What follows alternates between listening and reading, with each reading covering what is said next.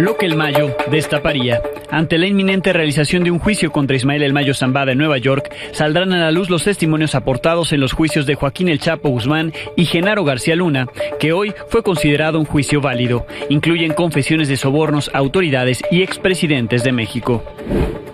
35 horas de bloqueo. Ejidatarios de Santa Rita, Tlahuapan, reclaman en la autopista México-Puebla el pago de tierras para la construcción de la autopista Arco Norte. El presidente culpó a abogados de instar a esta protesta.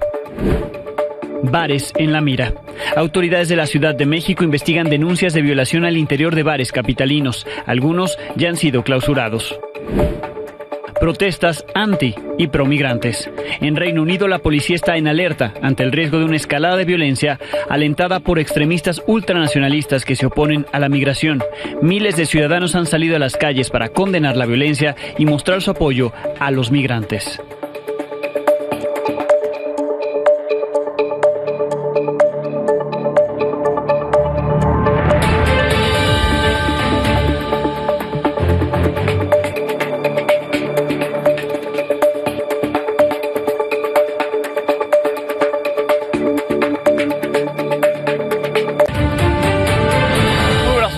El próximo traslado de Ismael El Mayo Zambada a la Corte de Brooklyn en Nueva York elevó las expectativas de presenciar un juicio en el que se abra una caja de Pandora, donde se exponga la complicidad del cártel de Sinaloa con las autoridades mexicanas durante más de 40 años, como ya se han delineado en el juicio de su compadre, Joaquín El Chapo Guzmán, y el de Genaro García Luna, sin que se expusieran más pruebas que dichos de testigos colaboradores que pertenecieron al cártel de Sinaloa. Se habló de entregas de dinero hasta a expresidentes. El traslado de Ismael El Mayo Zambada a una corte de Brooklyn en Nueva York abrió la posibilidad de que se destape una caja de secretos y complicidades que podrían alcanzar hasta las más altas esferas del poder político en México.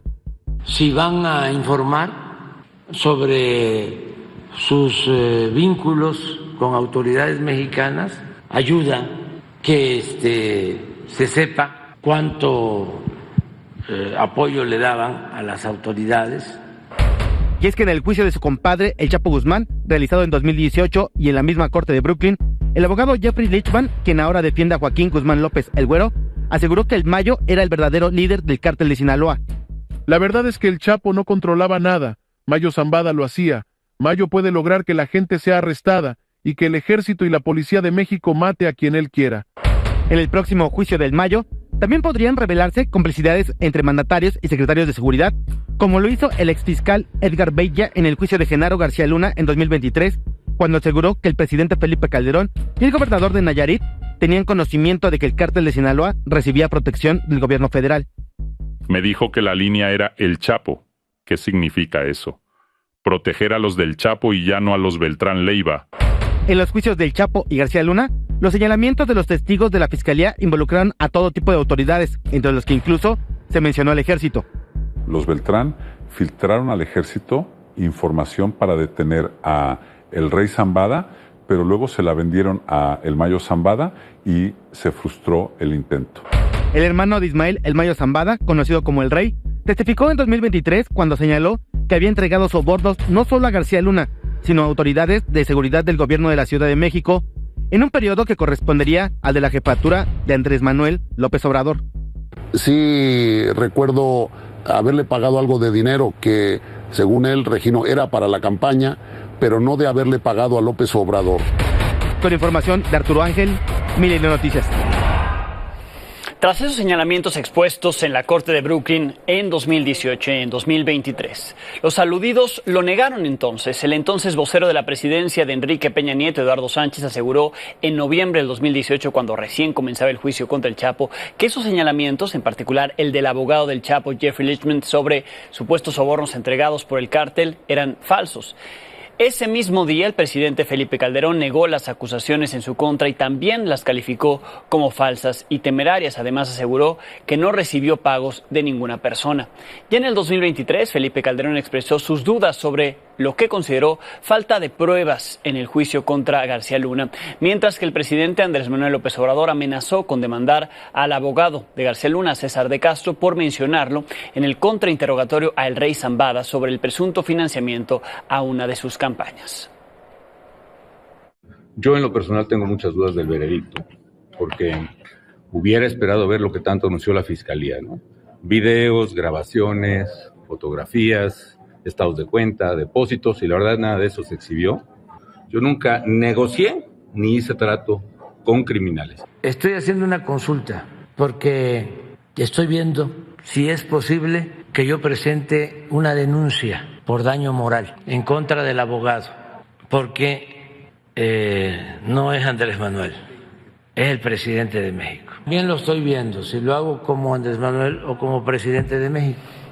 ¿Quién sabe qué podría decirse? ¿Cuáles serían las declaraciones, los testimonios que se viertan en el juicio contra Ismael El Mayo Zambada? Por cierto, el juez Brian Cogan, que tendría a su cargo ese juicio, validó hoy el juicio de García Luna, al rechazar la petición que hizo la defensa de iniciar uno nuevo, y mantuvo la cita para el próximo 9 de octubre para dictar sentencia. En una orden publicada este miércoles, el juez explicó que la moción de la defensa fracasó por sus intentos de sobornar, los intentos de García Luna de sobornar a reos del Centro de Detención Metropolitano en Brooklyn para crear pruebas falsas a su favor. Dijo que García Luna intentó engañar y también engañó a sus abogados con esta evidencia falsa, que no hay argumentos para un nuevo juicio. En el texto, el juez desestimó la declaración de un reo identificado como Edgardo Mejía, quien, según la defensa de García Luna, supo que los testigos que declararon contra el exsecretario de Seguridad habían inventado sus declaraciones para hundirlo. Pero la investigación del gobierno de Estados Unidos reveló que ese testimonio fue parte de los sobornos que ofreció García Luna en busca de ser declarado inocente. También fueron desestimadas las cartas de funcionarios de Estados Unidos con las que García Luna quiso demostrar que es una persona honrada al haber pasado los controles del gobierno de Estados Unidos cuando fue funcionario público. El juez también desestimó el intento de la defensa de tirar el testimonio del ex tesorero de Coahuila, de Héctor Villarreal, quien en el juicio reveló el pago de $10 millones a un periódico para una campaña a favor de García Luna. El documento del juez señala también la validez de los testimonios de personajes clave, como los testigos Edgar Beitia, el exfiscal de Nayarit, acusado de narcotráfico, por cierto, y el narcotraficante Óscar Nava Valencia, junto a su hermano Juan Carlos Nava, que fueron señalados por la defensa de García Luna como quienes testificaron solo para hundir al exsecretario de Seguridad Pública. Le repito, todo este es el argumento del juez Brian Cogan para validar el juicio contra García Luna, y la fecha sigue vigente para el próximo 9 de octubre para que se dicte sentencias. Tras darse a conocer esta información, el periodista Keegan Hamilton publicó la reacción del abogado de García Luna, de César de Castro. La obtuvo a través de un mensaje de texto. De Castro dijo que estaban muy decepcionados en el área de defensa, en su despacho, de la decisión de la Corte, que les negó la petición de iniciar un nuevo juicio para García Luna, por lo que apelarán la decisión judicial. Personas, automóviles, trailers están atrapados en la autopista México-Puebla desde hace más de 35 horas. Esto por un bloqueo. Lo realizan ejidatarios de Santa Rita, Tlahuapan, en Puebla. Esta es una de las principales vías de transporte de mercancía y acceso a la ciudad, a la capital del país. Los inconformes exigen el pago por tierras expropiadas para la construcción de la autopista Arco Norte hace varios años. La gente atrapada no tiene baños cerca, la comida comienza a escasear y los alimentos que ahí llegan a vender están a precios exagerados.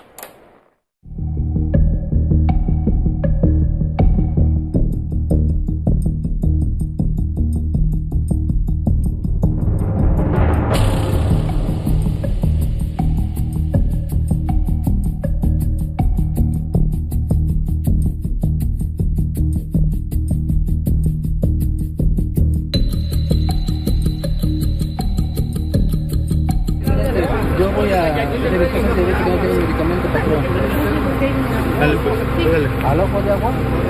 ¿Es así? Tiene cáncer, entonces me tocaban análisis ahorita.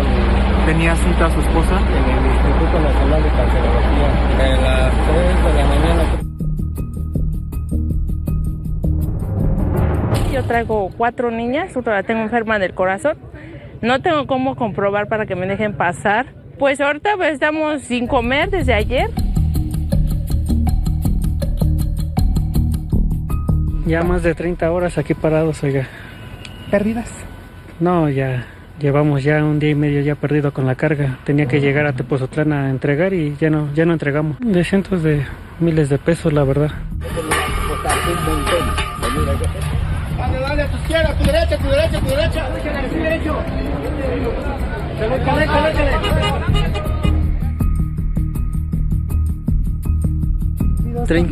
30 horas aquí parados, mucho fastidio, falta de alimentos y todo bien caro. 150, 160 por torta y refresco. Pues ellos están peleando lo suyo, dicen. Pero pues están afectando a nos están afectando a nosotros.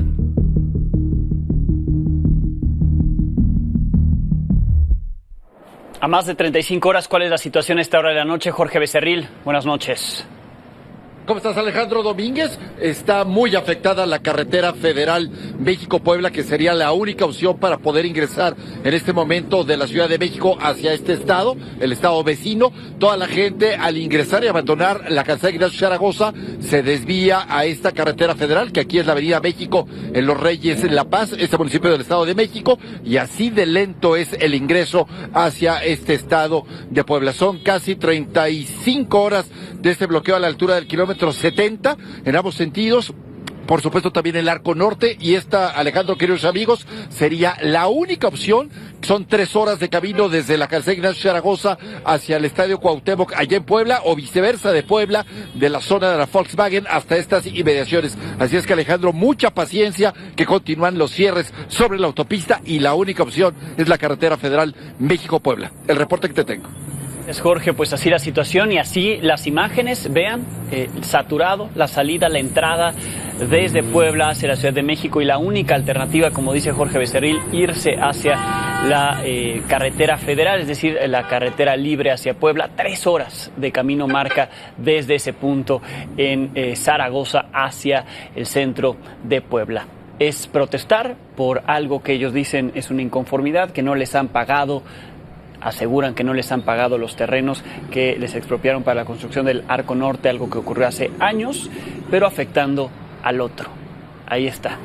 Son las imágenes 35 horas después del inicio de este bloqueo. Gracias a Jorge Becerril. Sobre esta protesta, el presidente López Obrador aseguró que un abogado está detrás de la manifestación. No reveló la identidad, pero dijo que pretende sacar raja del conflicto. Pidió a los campesinos no dejarse engañar.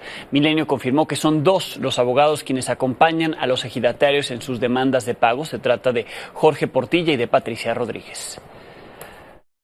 También decirle a los campesinos que están perjudicando a mucha gente al tener tapada la carretera, y que no se dejen manipular, engañar por este abogado que va a sacar, piensa él, provecho personal, y a lo mejor está pensando que como ya se está terminando mi gobierno, ahora es el momento. Pues no, nada más que sepan los campesinos que no van a ser reprimidos, porque nosotros no somos represores. Nada más que así no hay ningún acuerdo. Se pueden quedar ahí todo el tiempo. Lo que es justo se atiende de inmediato. Cuando es tranza, no. Sobre este tema, el gobernador de Puebla, Sergio Salomón Céspedes, dijo compartir la indignación de miles de usuarios de esta carretera, esta autopista, que se han visto afectados. Señaló que, como dijo el presidente López Obrador, hay intereses particulares detrás de los bloqueos, que se ha buscado diálogo para alcanzar un acuerdo, pero que no ha sido posible. Informó que personal de seguridad y médico auxilian a los usuarios. Llamó a los manifestantes a no dejarse envolver por quienes dicen defenderlos. Por cierto, nos reporta el área de negocios de Milenio que este bloqueo de la México-Puebla ya dejó pérdidas por más de 4,000 millones de pesos. Esto lo consideró la Canacar, la Cámara Nacional de Autotransporte de Carga. 4,000 millones de pesos de pérdidas por estas más de 35 horas de bloqueos. Una disputa entre taxistas y conductores de aplicación generó enfrentamientos y hasta presuntos abusos de la policía en San Luis Potosí. Esto escaló tanto que el gobernador de esa entidad, Ricardo Gallardo, reprochó el actuar de la policía municipal. En los disturbios ocurrieron presuntos abusos. La información es de Rocío López. Mira, ahí está la agresión.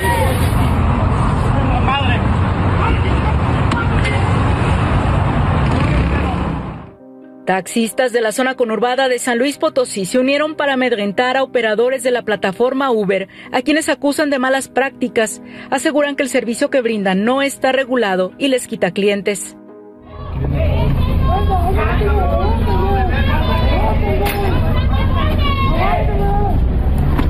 No, cualquier pinche moto que se atraviese del Uber y atropéllenlos a la verga. No. ¿Qué manifiestan los taxistas? ¿Qué es lo que le están exigiendo a la autoridad? Bueno, que hay algunas personas que no están dados de alta como plataformas y que ellos pagan todo eso, pero es una cuestión que tiene que ver con comunicaciones y transporte. En los disturbios, un taxista fue agredido por supuestos repartidores de comida. Fue trasladado de urgencia a un hospital con lesiones en la cabeza y se reporta grave. Además, varias unidades de taxis y vehículos de la plataforma fueron vandalizadas. 5 hombres fueron detenidos, acusados de ataques a las vías de comunicación. Le estamos indicando a las personas que presenten las denuncias correspondientes. Pero más tarde, un grupo de taxistas bloqueó la carretera federal 57. Cuando llegó la Guardia Civil Estatal, se desató otro conato de violencia.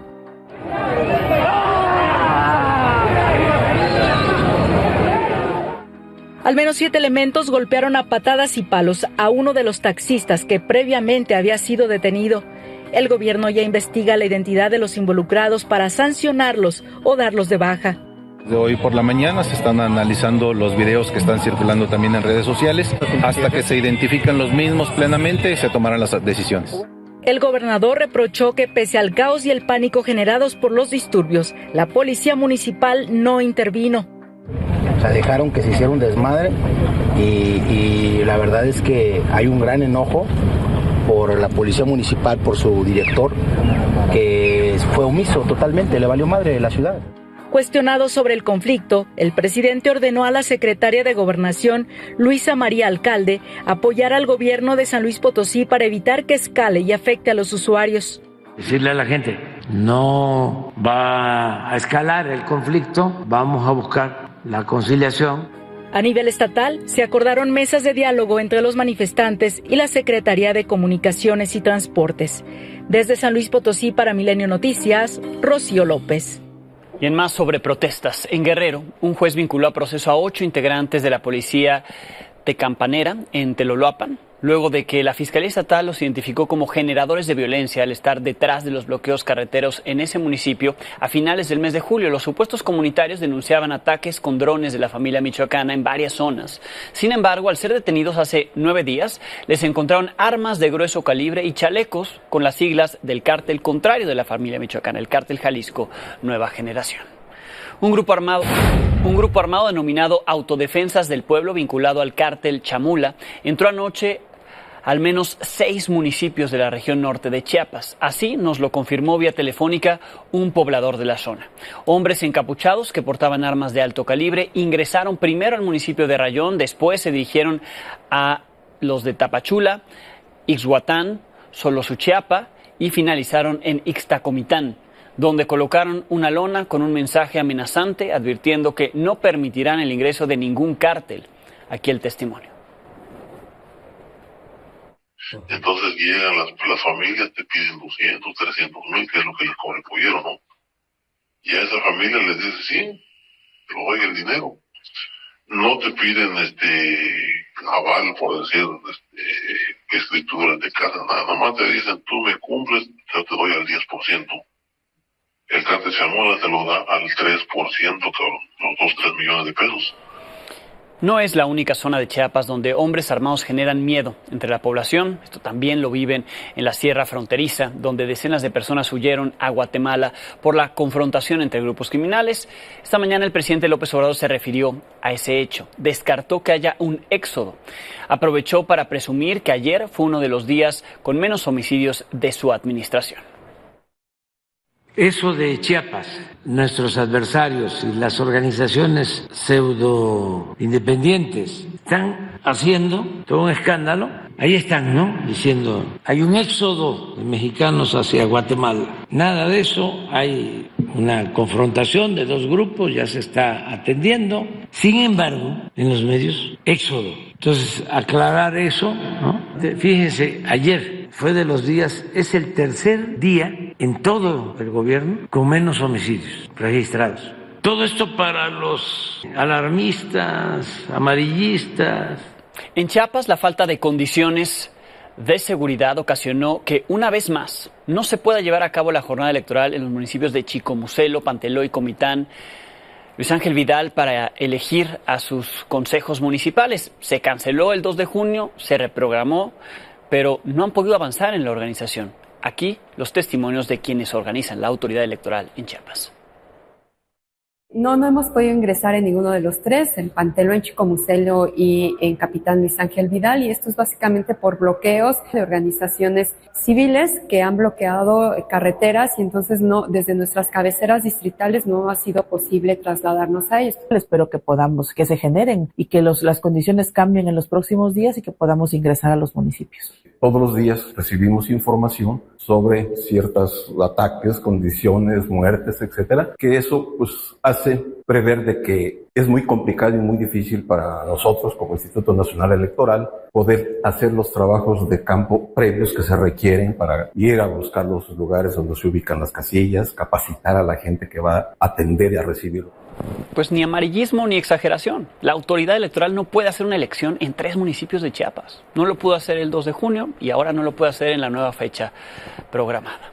En Zacatecas, la madre buscadora, Virginia de la Cruz, quien durante 8 meses buscó a su hijo desaparecido y su cuerpo estaba en un CEMEFO, reclamó al gobernador de Zacatecas, a David Monreal, cuando hablaba sobre los avances en la reducción de violencia e inseguridad de su estado. Mientras ella le gritaba, el equipo de seguridad del gobernador la retiró del lugar. Momentos después, la mujer sufrió una crisis nerviosa, por lo que fue atendida por paramédicos que estaban ahí. El fiscal del estado, Cristian Paul Camacho, quien la ha acompañado desde la primera protesta, se presentó para dar atención a sus demandas. La señora Virginia fue acompañada a su vivienda, recibió también atenciones de la Comisión Estatal de Derechos Humanos. Aquí el momento de los reclamos hacia el gobernador de Zacatecas. Tenemos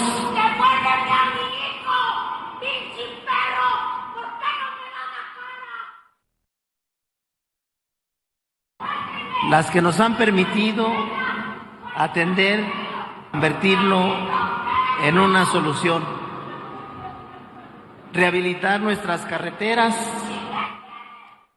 En la Ciudad de México, los casos de abuso sexual en bares o antros han ido en aumento. La mayoría de los hechos ocurren en la alcaldía Cuauhtémoc, de acuerdo con una solicitud de información de mi compañera Azucena Rangel. Esta es la historia. El pasado 22 de julio, el bar 27 de Coyoacán fue clausurado luego de que una joven denunció haber sido víctima de abuso sexual tras ser drogada contra su voluntad dentro del inmueble. Y en junio, se reportó una presunta violación en el bar Cabaretito luego de que un joven tomara una michelada y perdiera el conocimiento. Pero estos no son casos aislados. Una solicitud de información a la Fiscalía Capitalina revela que entre 2022 y junio de 2024 se iniciaron 32 denuncias por abuso sexual en bares o antros, la mayoría, 21, en la alcaldía Cuauhtémoc, seguida por Álvaro Obregón y Tlalpan, con 2 cada una. Por violación, la dependencia tiene el mismo número de denuncias, pero 12 solo en lo que va del año. Nuevamente encabeza Cuauhtémoc con 16 casos, seguida de Iztapalapa y Benito Juárez, con 3 cada una. La Secretaría de Seguridad Ciudadana aclara que el incremento en las carpetas de investigación no siempre significa que estos delitos van en aumento, sino que se denuncian más. Mientras que la Asociación Mexicana de Bares, Discotecas y Centros Nocturnos aseguró que desde hace años aplica protocolos para reducir estos crímenes. Donde hay un mensaje que dice que si te sientes en peligro, te sientes acosada, si te sientes atacada por algo, te dirijas a la barra del lugar y pidas una perla rosa. El pedir una perla rosa y obviamente estos protocolos, el personal de tanto de la barra como de todo el establecimiento, se activa el protocolo de seguridad para contención, obviamente, de esa mujer. En la Ciudad de México, desde hace 2 años entró en operación la línea SOS-765, que está directamente conectada al C5 para apoyar de inmediato a las víctimas de violencia de género. Para nosotros, cualquier cliente y cualquier persona tiene la libertad de salir y acudir a cualquier establecimiento de forma segura, y es responsabilidad por una parte de la autoridad en la parte del espacio público y de los establecimientos en lo que corresponde a la seguridad interna. Cada quien es libre de, mientras sea mayor de edad y les ha permitido, de vestirse como quiera, ir, tomar la cantidad obviamente que quiera. Siempre, por supuesto, promovemos el consumo responsable. Para Milenio Noticias, Azucena Rangel. Entre los casos que comentaba mi compañera está el del Bar 27, en la alcaldía Coyoacán, pero ¿qué es el Bar 27 del Pedregal? Clausurado apenas hace un par de semanas por ese caso, una denuncia de violación. Trabajadores y miembros del staff ya anunciaron mediante redes sociales la reapertura de los servicios del bar, sin que hasta el momento se haya dado a conocer el desenlace de la investigación. ¿En qué quedó? Ya hay un responsable, ya hay detenidos, pero el Bar 27 reabre, según estas cuentas de redes sociales, ya mañana. El Instituto Nacional de Estadística y Geografía, el INEGI, publicó los censos nacionales de seguridad pública estatal y federal. Informó que hasta el 2023 en el país había 143.169 policías estatales, 37% menos que en el 2022, mientras que la Guardia Nacional tuvo un incremento de 21.1%, pasó de 104.000 elementos a poco más de 126.000 entre el 2022 y el 2023. El año pasado las policías estatales realizaron 466.825 detenciones, 2.9% más que en el 2022. La Guardia Nacional realizó 3.588. También se informó en estos censos que el 51% de todos los policías del país tienen sueldos de entre 10,000 y 20,000 pesos, y solo el 2% de los policías del país, solo el 2%, gana más de 35,000 pesos. Las policías peor pagadas son las de Tabasco, la de Hidalgo, la de Tamaulipas, donde la mayoría de sus elementos gana entre 5 y 10,000 pesos, y luego exigimos seguridad en Tamaulipas con esos sueldos para sus policías. A pesar de que también se encuentran entre las corporaciones que registraron más elementos fallecidos. Les pagan poco y los matan. Hace un par de semanas estuvo en este espacio David Fernández, el comisionado del Mecanismo de Esclarecimiento Histórico de la Comisión de la Verdad. Aquí habló del informe sobre las violaciones a derechos humanos durante la Guerra Sucia. Hoy, en un comunicado, se informó que fue localizada una lista con los nombres de 183 personas que fueron arrojadas al mar en los llamados vuelos de la muerte en esa época. El documento fue obtenido tras revisar la denuncia de un supuesto exmilitar, quien reveló fechas de detención y autoridades involucradas. La Comisión para la Verdad y el esclarecimiento de lo que ocurrió en la Guerra Sucia aseguró que los datos son verosímiles al compararlos con los testimonios de familiares de las víctimas. En información política, por tercer día consecutivo, la próxima presidenta Claudia Sheinbaum se reunió con gobernadores, revisó presupuesto de proyectos prioritarios, además trató temas como el de la seguridad. Esta vez tuvo 2 encuentros. Primero, por la mañana, estuvo con los gobernadores de Guerrero, Michoacán, Querétaro, Colima y la gobernadora electa de Guanajuato. Ahí los gobernadores de oposición celebraron la apertura al diálogo por parte de la próxima presidenta. Por la tarde se reunió con los gobernadores del Estado de México, de Tlaxcala, Hidalgo y Puebla, además de las gobernadoras electas en Morelos y Ciudad de México. Durante la conferencia que da prácticamente todos los días, descartó comprometerse a una reunión con los integrantes del INAI para discutir la iniciativa que desaparece varios organismos autónomos, incluido ese. Señaló que la decisión está en manos del Congreso, reiteró que la transparencia de la información pública no requiere grandes burocracias. El tema de la transparencia, por ejemplo, no requiere grandes organismos y grandes burocracias para que sea una realidad. Ocurrió en México en el pasado, había una enorme corrupción, pero eso sí, se creaban grandes organismos para combatir la corrupción y de todas maneras seguía habiendo corrupción. ¿Queremos que haya transparencia? Sí, queremos que haya transparencia. ¿Requerimos grandes organismos? Pues no necesariamente. Ya está la iniciativa en el Congreso y ya le corresponderá a los diputados y diputadas, pues, hacer esta revisión. La Comisión Permanente del Congreso de la Unión rindió un homenaje póstumo al ex fiscal electoral, a José Agustín Ortiz Pinchetti. Falleció el 3 de agosto. Se guardó un minuto de silencio en su memoria y se hicieron estos pronunciamientos. Fuerte abrazo a la ministra Loreto Ortiz, por cierto. Recordaremos con gratitud, admiración y profundo respeto las generaciones jóvenes que se formaron a la sombra de su enseñanza y ejemplo. Será para nosotros siempre un ejemplo, un referente, un compañero de lucha, un ejemplo a seguir por su honestidad, por su compromiso, por su firmeza, por su determinación, por su convicción, por su buen trato. Honor a quien honor merece. José Agustín Ortiz Pinchetti tiene su espacio y bien ganado en la historia de la democracia mexicana. No viene a mi mente ningún otro rostro con mayor nitidez que el de José Agustín, un político y abogado con altura de miras, siempre forjador de consensos, incluyente y plural. Ante la reciente ausencia, encuentro en sus palabras y escritos fuertes ecos de la lucidez que siempre los distinguió.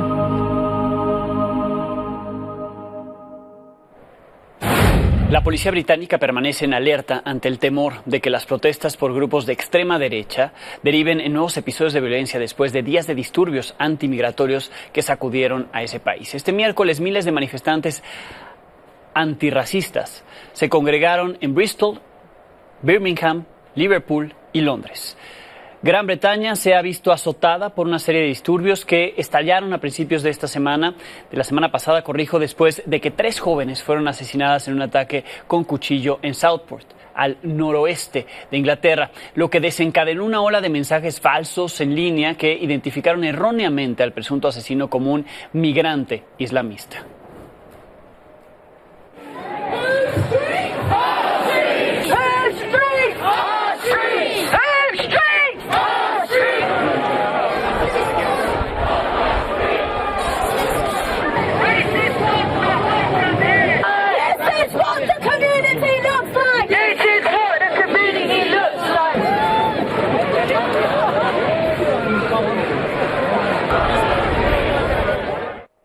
La policía de Austria detuvo a 2 presuntos terroristas que planeaban atentar durante los conciertos de Taylor Swift en Viena, programados del 8 al 10 de agosto, los cuales ya se cancelaron, así como otros eventos en la ciudad. De acuerdo con el director general de Seguridad Pública, Franz Roth, uno de los detenidos es un ciudadano austriaco de 19 años, quien se radicalizó a través de Internet y prestó un juramento de lealtad al Estado Islámico en el mes de julio.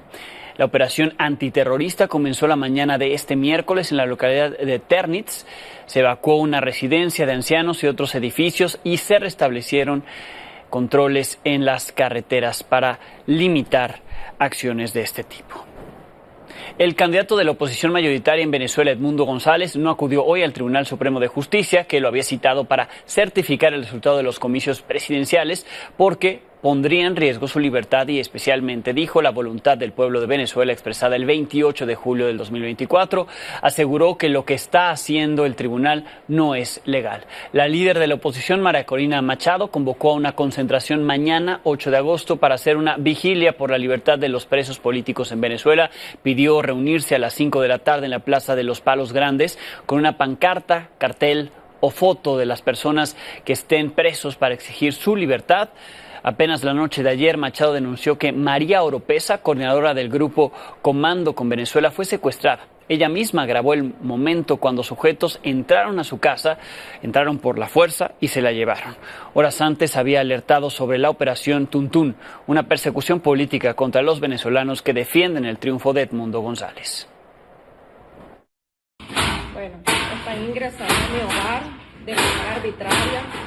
No hay ninguna orden de allanamiento, están destruyendo la puerta. Yo de verdad pido ayuda, pido auxilio a todo el que pueda. Yo no he hecho nada malo, yo no soy una delincuente, yo solo soy una ciudadana más que quiere un país distinto y que a mí solo me acompaña Dios y la Virgen.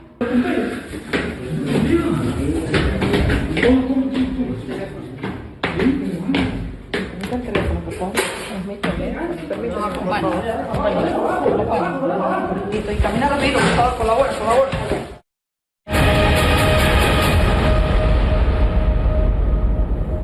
Me enlazo a París con mi compañera Marta Cedillo, que tiene detalles de cómo le fue a la delegación de México. Por allá no hubo medallas, pero sí avances. Marta, adelante.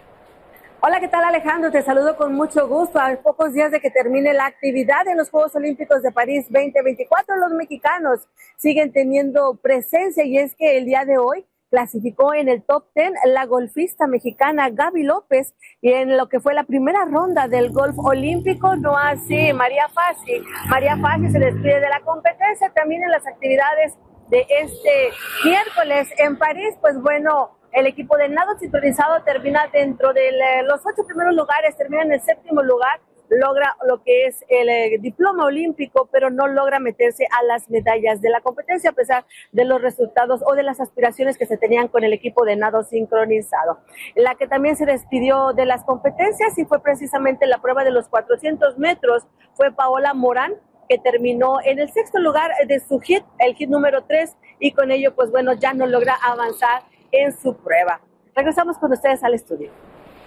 Con esto hacemos una pausa y volvemos. Esta es otra de las historias de éxito de los mexicanos que están allá en París, que llevan años allá. Él es Luis Rendón, restaurantero, 15 años en Francia. Luis Rendón, mexicano, en París, restaurantero. En uno de tus locales, esta es una taquería. ¿Cómo surgió la idea? ¿Cuánto tiempo llevas abierto? Bueno, surgió después de haber abierto 2 taquerías anteriores con socios, y bueno, queríamos abrir algo, mi esposa y yo decidimos abrir una taquería un poquito más tradicional. Intentamos quedarnos con las recetas tradicionales, pero bueno, tenemos algunos tacos de autor que son un poquito diferentes. ¿Qué tan difícil es tener una taquería en París? Pienso que ahora se han abierto las puertas mucho más, porque los productos eran súper complicados encontrarlos en París, era caro y complicado. Que igual al taco de México. Exactamente, y ya tiene como 5 años que es más fácil encontrar los productos, entonces creo que ahora es más fácil que hace 10 años, ¿no? ¿Quién viene? Hace 5, 8 años eran muchos mexicanos, ¿no? Desde hace 5 años que fue el boom mexicano, franceses, americanos, turistas. Eso habla bien de la comida mexicana, porque ahora el francés ya se acostumbró al taco. ¿Hace cuánto tiempo estás en París y cómo es que te convertiste en el restaurantero que ahora eres? Bueno, yo llegué a París en 2008 y cuando llego me doy cuenta que no había ninguna taquería o restaurante mexicano bien hecho, y no había ninguna taquería, una verdadera taquería no había. Entonces ahí vimos la oportunidad y desde 2016 estamos con los güeros. Entonces bueno, nos dimos cuenta que faltaba ese hoyito por rellenar, ¿no? Aunque últimamente, en los últimos 5 años, hay otros mexicanos que también han hecho las cosas bien, ¿no? Entonces ahora... ¿La competencia aumentó? Sí, pero me da gusto, ¿sabes? Porque antes no había nada, y bueno, yo sí me siento que aporté el granito de arena para que se abriera esa puerta. Se dice fácil, tengo la idea, quiero hacer un restaurante y aquí está. Es muy complicado. Pues sí y no. Lo complicado es encontrar un buen local, ¿no? Que sea un buen precio, porque más bien no es que sea complicado, es que los precios a veces son exorbitantes. ¿Qué ofreces para el que llega y se sienta a comer un taco? ¿Cuál es lo que este restaurante, esta taquería le tiene que dar? ¿Qué satisfacción?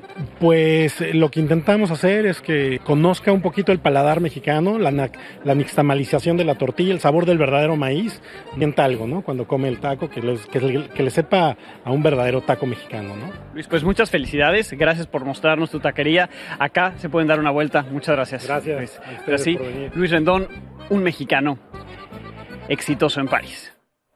Milenio TV, buenas noches. Buenas noches, Alex. Actividad de los mexicanos para este jueves 8 de agosto en el golf individual femenil. Hay que estar atentos con Gaby López y María Fassi a la 1 de la mañana. Los clavados trampolín 3 metros, Alejandra Estudillo y Aranza Vázquez a las 2 de la mañana clasificaron a la semifinal. Y en el pentatlón moderno, Emiliano Hernández y Dulio Carrillo en esgrima a las 3 de la mañana. Y en actividad de atletismo, 800 metros masculino, estará Jesús López. Esto será a las 4 de la mañana. Román Bravo en lucha estilo libre, 75 kilogramos a las 3 de la mañana. En el pentatlón moderno femenil, en esgrima, Mariana Arceo y Mayano Oliver a las 6:30 de la mañana. Y a las 7 de la mañana en halterofilia, categoría 59 kilogramos femenil, con Janet Gómez con posibilidad de medalla si es que hay que estar atentos en halterofilia, y también a las 7 de la mañana en clavados en el trampolín 3 metros con Osmar Olvera, que buscará la medalla, la segunda para él. Recordemos que clasifica a la final. Y en el ciclismo de pista, Ricardo Peña a las 9 de la mañana y Daniela Gaxiola a las 9:18 en la categoría Keirin femenil. Así la situación con los mexicanos. Así es que les decía, posibilidad de medalla con ellos, sobre todo Osmar Olvera, que tiene muchas posibilidades. Sí. Ojalá que lo tengamos. Por cierto, hablando de medallistas, Prisca Witty en México habló para la afición. Exactamente, Alex, con mi compañero Daniel Sandoval, habla sobre cómo representó a México, cómo lo decidió, el orgullo que le da de esto y otros temas. Vamos a escuchar parte de lo que le dijo. Veamos. Fue una decisión muy fácil para mí. Siempre ha llevado México muy cerca a mi corazón. Soy muy cerca a mi familia mexicana. Venía mucho de vacaciones cuando estaba pues, creciendo. Y como digo, me abrieron las puertas y los brazos, y fue un lugar que luego me sentí pues, que estaba en casa. Sentí que aquí era donde iba a lograr cosas grandes. Mi familia, mis papás, fueron la razón que empecé en este deporte. Ellos son los que ven pues, desde que empecé hasta la medalla, todo lo bueno, lo malo. Pero también pues, a mi equipo. Sin ellos esto no había sido posible. Y creo que pues estoy muy consciente de eso. Creo que viene con mucha responsabilidad también, pero creo que es algo muy bonito para pues el deporte de judo también, porque creo que es un deporte que no muchos conocieron antes de mis resultados. Entonces mucha gente ya pues va a ir conociendo judo, va a querer meter a sus niños, o ellos mismos se van a querer meter a judo, y creo que eso es algo pues, muy importante y muy increíble, que ya la gente va a ir conociendo pues el judo. Bien, Mine, muchísimas gracias. La entrevista completa a 11:30 contigo, y mañana en Milenio Diario. Claro que sí. Con esto nos despedimos. Mañana tendremos algo nuevo que contarle a las 22 horas.